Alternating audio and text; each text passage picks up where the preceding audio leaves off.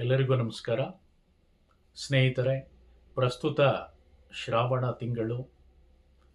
ಶ್ರಾವಣ ತಿಂಗಳು ಅಂತಂದರೆ ಪ್ರತಿಯೊಬ್ಬ ಭಕ್ತರು ತಮಗೆ ಇಷ್ಟವಾದ ಭಕ್ತಿ ಶ್ರದ್ಧೆಯಿಂದ ಆ ಕ್ಷೇತ್ರಗಳಿಗೆ ಭೇಟಿ ನೀಡಿ ವಿಶೇಷ ಪೂಜೆಗಳನ್ನು ಸಲ್ಲಿಸಿ ಕೃತಾರ್ಥರಾಗುವ ಸಂಪ್ರದಾಯ ನಮ್ಮ ಸಂಸ್ಕೃತಿಯಲ್ಲಿ ನಾವು ನೋಡುತ್ತೇವೆ.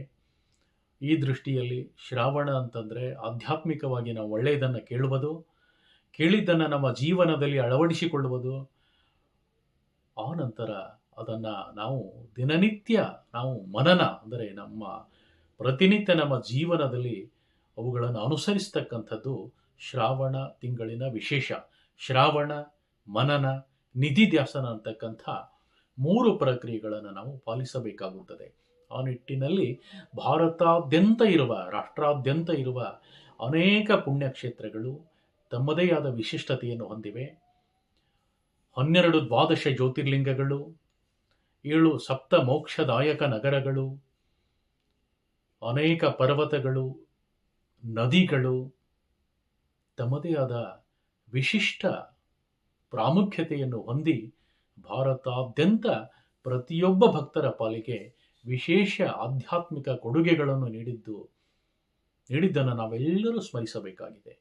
ಆ ನಿಟ್ಟಿನಲ್ಲಿ ಅಯೋಧ್ಯ,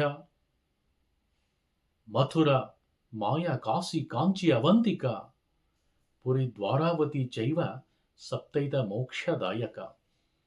ರಾಷ್ಟ್ರಾದ್ಯಂತ ಇರುವ 7 ನಗರಗಳು ಅಯೋಧ್ಯ, ಕಾಶಿ, ಹರಿದ್ವಾರ, ಕಾಂಚಿ, ಉಜ್ಜಯಿನಿ, ದ್ವಾರಕಾಪುರಿ, ಹೀಗೆ ಅನೇಕ ನಗರಗಳು ಹಾಗೂ 12 ಜ್ಯೋತಿರ್ಲಿಂಗಗಳು ತಮ್ಮದೇ ಆದ ವಿಶಿಷ್ಟ ಸ್ಥಾನವನ್ನು ಹೊಂದುವುದರೊಂದಿಗೆ ಪ್ರತಿಯೊಬ್ಬ ಭಾರತೀಯರ ಭಕ್ತರ ಪಾಲಿಗೆ ತಮ್ಮದೇ ಆದ ವಿಶಿಷ್ಟ ಕೊಡುಗೆಗಳನ್ನು ನೀಡುವ ಮೂಲಕ ಭಾರತಾದ್ಯಂತ ಆಧ್ಯಾತ್ಮಿಕವಾಗಿ ಮೌಲಿಕವಾಗಿ ರಾಷ್ಟ್ರ ಭಾವದೊಂದಿಗೆ ಸಮ್ಮಿಳಿತವಾಗಿದ್ದಾವೆ.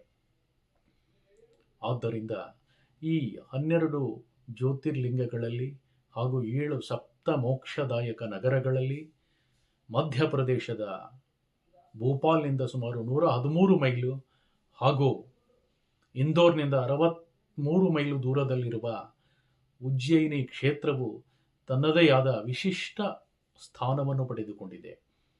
ಉಜ್ಜಯಿನಿ ಅಂದರೆ ವಿಜಯದಾಯಿನಿ ಎಂದರ್ಥ. ಶಂಕರನು ತ್ರಿಪುರಾಸುರನ ಮೇಲೆ ಜಯ ಸಾಧಿಸಿದ ದ್ಯೋತಕವಾಗಿ ಈ ನಗರವು ಸ್ಥಾಪನೆಯಾಗಿದೆ. ಉಜ್ಜಯಿನಿಯ ಮಹಾಂಕಾಲ ಶ್ರೇಷ್ಠ ಪರಶಿವನ ಅವತಾರ. ಆ ಶಿವನ ರೂಪದಲ್ಲಿ ಮಹಾಂಕಾಲನು ಅಲ್ಲಿ ನೆಲೆಸಿದ್ದಾನೆ. ಆದ್ದರಿಂದಲೇ ಆ ಕ್ಷೇತ್ರವು ತನ್ನದೇ ಆದ ವಿಶಿಷ್ಟವಾದ ಪ್ರಾಮುಖ್ಯತೆಯನ್ನು ಪಡೆದುಕೊಂಡಿದೆ. ಉಜ್ಜಯಿನಿಯು ಮಧ್ಯಪ್ರದೇಶದ ಕ್ಷಿಪ್ರಾ ನದಿಯ ದಡದಲ್ಲಿರುವ ಅತ್ಯಂತ ಪ್ರಾಚೀನ ಹಾಗೂ ಪವಿತ್ರ ನಗರ. ಇದು 12 ಜ್ಯೋತಿರ್ಲಿಂಗಗಳಲ್ಲಿ ಒಂದಾದ ಮಹಾಕಾಳೇಶ್ವರ ದೇವಸ್ಥಾನಕ್ಕೆ ಮತ್ತು ಪ್ರತಿ 12 ವರ್ಷಗಳಿಗೊಮ್ಮೆ ನಡೆಯುವ ಕುಂಭಮೇಳಕ್ಕೆ ಈ ನಗರವು ಜಾಗತಿಕವಾಗಿ ಹೆಸರುವಾಸಿಯಾಗಿದೆ. ಇತಿಹಾಸ ಹಿನ್ನೆಲೆ ಅಂತಂದರೆ ಇದು ಪ್ರಾಚೀನ ಅವಂತಿಕ ಎನ್ನುವ ಹೆಸರಿನಿಂದ ರೂಢಿಯಲ್ಲಿತ್ತು. ಆ ಸಾಮ್ರಾಜ್ಯದ ರಾಜಧಾನಿಯಾಗಿತ್ತು. ಚಕ್ರವರ್ತಿ ಅಶೋಕನು ಸಿಂಹಾಸನಕ್ಕೇರುವ ಮೊದಲು ಇಲ್ಲಿ ರಾಜ್ಯಪಾಲನಾಗಿದ್ದನು.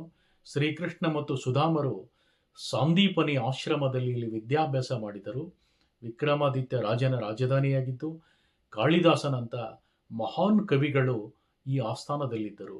ಮಧ್ಯಪ್ರದೇಶದ ಉಜ್ಜಯಿನಿಯಲ್ಲಿರುವ ಶ್ರೀ ಮಹಾಕಾಳೇಶ್ವರ ಜ್ಯೋತಿರ್ಲಿಂಗವು ಭಾರತದ 12 ಜ್ಯೋತಿರ್ಲಿಂಗಗಳಲ್ಲಿ ಒಂದಾಗಿತ್ತು. ಇಲ್ಲಿ ಶಿವನನ್ನು ಮಹಾಕಾಲ ಅಂದರೆ ಕಾಲನ ರಾಜ ಎಂದು ಪೂಜಿಸಲಾಗುತ್ತದೆ. ಕ್ಷಿಪ್ರಾ ನದಿಯ ದಡದಲ್ಲಿರುವ ಈ ದೇವಸ್ಥಾನದ ಪ್ರಸಿದ್ಧ ಭಸ್ಮಾರತಿ ಮತ್ತು ದಕ್ಷಿಣಾಮುಖಿ ಲಿಂಗ ದರ್ಶನಕ್ಕೆ ದೇಶದಾದ್ಯಂತ ಅಪಾರ ಭಕ್ತರು ಆಗಮಿಸುತ್ತಾರೆ. ಸ್ವಯಂಭೂಲಿಂಗ, ಇದು ದಕ್ಷಿಣಾಮುಖಿಯಾಗಿರುವ ಏಕೈಕ ಜ್ಯೋತಿರ್ಲಿಂಗ. ಭಸ್ಮಾರತಿ ಪ್ರತಿದಿನ ಬೆಳಿಗ್ಗೆ ನೆರವೇರುವ ಭಸ್ಮ ಅರ್ಪಣೆಯ ವಿಶೇಷ ಪೂಜೆ ಇಲ್ಲಿ ನಡೆಯುತ್ತದೆ.